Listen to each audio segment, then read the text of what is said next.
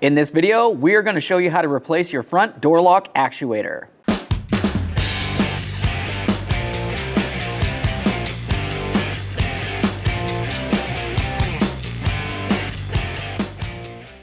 To get to this, we're going to start right up along this triangular trim panel. Use a plastic trim tool and carefully remove it from the door. Now let's come down a little bit. You're going to find a plastic push clip. Carefully get under the center of it and then pull it out of position. Move along to your inside door handle. Looking up in this area, you'll find one Phillips head screw.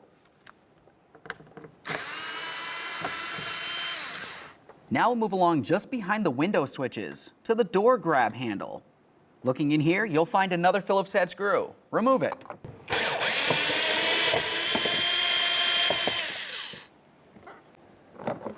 Remove that plastic piece. Now it's time to move along to the window switch panel.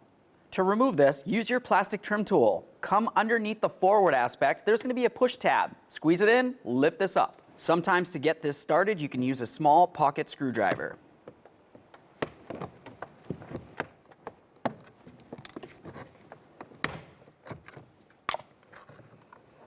Looking at the back side of this, you're going to look for the wiring harness.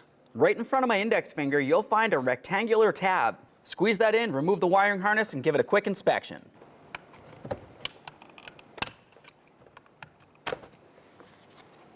Next, we're going to start removing the door panel from the door itself. Use your plastic trim tool and come underneath the door panel. I'm going to use my fingers, and I'm going to try to find an area that I can fit the tool into.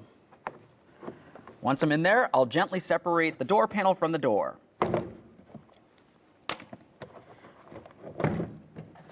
Now, as we pull this away, we're noticing that I'm pulling it away along the bottom and I'm tipping it along the top. Now I can lift it straight up and away from the door. With the door panel out of the way, we're going to remove the weather barrier. As I'm pulling this away, you'll notice that there's a whole bunch of black sticky goo on this. That's called butyl tape. It's extremely sticky and it'll ruin your clothes if you get it on them. With that out of the way, let's continue on to our wiring harness. If you were to look in this large circle, you're going to find a rectangular tab. Use a small pocket screwdriver, carefully press on that tab. Grab that wiring from inside the door and give it a little tug. After that, give it a close inspection for corrosion and set that aside. Now I put a mirror inside the door so you can see exactly what's going on. Right here is the door lock actuator.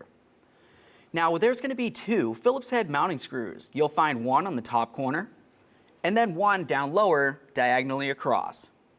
Let's remove the pair. To do that, I'm going to use a Phillips head bit on a small ratchet.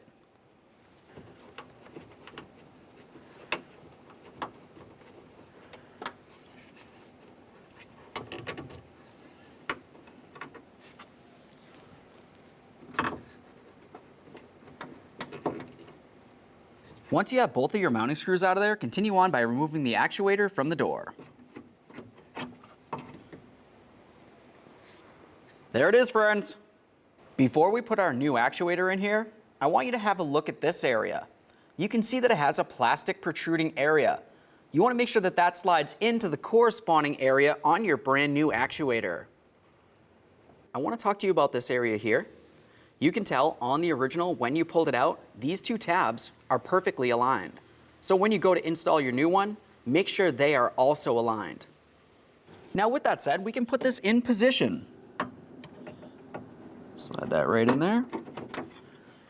At this point, we should be able to line up both of our mounting holes. We'll start in both of the screws, and then we'll snug them up.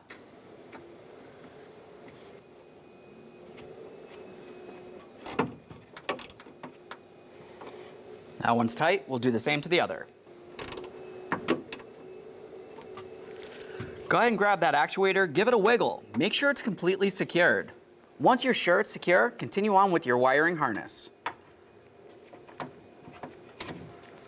Before you start this into position, make sure you have the locking tab facing towards this area of the door. Slide it in, listen for a click. There it is, give that a tug, make sure it's secure as well. Now that you have that installed, let's continue on putting on our vapor barrier. As you install this, just pay attention to where it originally was and try to reinstall it in the original position. Now it's going to be time to reinstall the door panel. Before you do, look all the way along the bottom area of the door panel. You're going to find that it has a whole bunch of locking push tabs. Now before I put this on here, I also want to mention along the top of the door panel, you're going to have several hooks that protrude down. Those hooks need to fit over this area of the door. So when we put this down and over the door lock, we're also going to make sure the hooks go over that, and then we'll swing the lower part down and lock in all of our push clips. Now just look along the side here, start lining everything up. Now we can continue on with the window and door lock switch unit.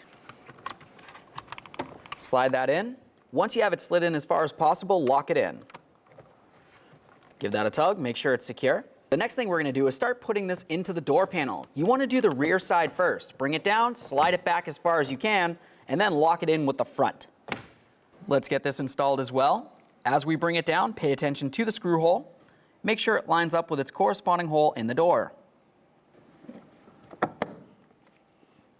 Continue on to your 1 Phillips head screw.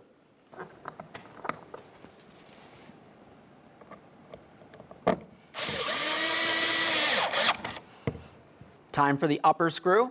That goes into this area here next to your inside door handle. Reinstall your push clip. Start with the outer aspect and then lock it in with the center. Now we can put on the plastic trim panel along the top. For this, we're going to start with the bottom and then roll it in. Now let's test the door lock actuator functionality. Put the key in the on position. Press on the button in your door jamb, and then continue on by pressing the door lock switch in the lock position and the unlock position.